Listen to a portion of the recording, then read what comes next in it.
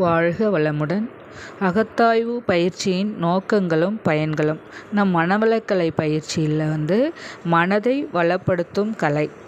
பெற்ற விளக்கத்தை பழக்கமாக மாற்றுவது.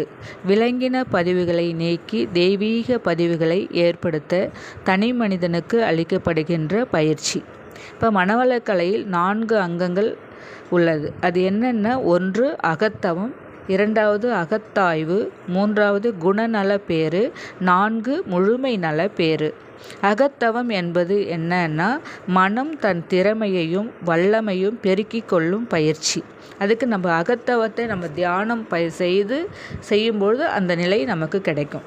அகத்தாய்வு மனம் தன்னை தூய்மை செய்து கொள்ள எடுத்துக்கொள்ளும் முயற்சி. குணநலப்பேறு என்றது அந்த தூய்மையில் மேலும் மனம் தன்னை உறுதிப்படுத்தி கொள்வது. முழுமை பேறு என்பது என்னவென்றால், தூய்மையில் முழுமையடைந்து அமைதியாக வாழ்வது.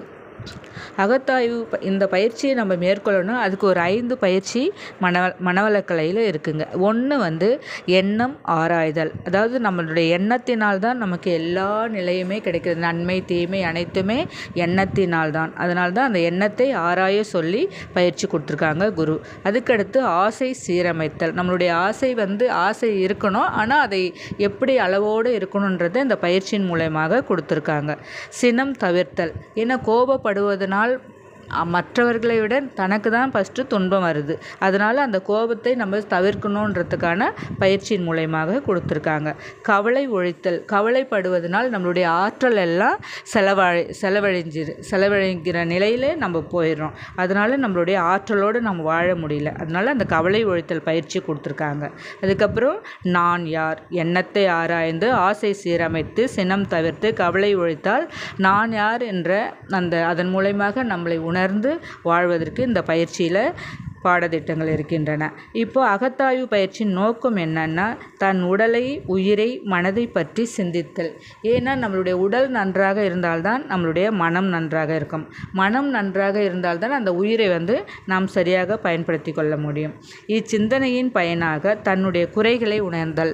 இப்போ அகத்தாய்வு பயிற்சி செய்வதனால் என்ன நமக்கு நன்மைன்னா, அடுத்தவங்களையே நம்ம குறை சொல்லியிருந்த நாம் அந்த தன்னிடம் உள்ள குறைகளை பார்க்க அகத்தவம் தன் மூலமாக தன்னை அறிதல்.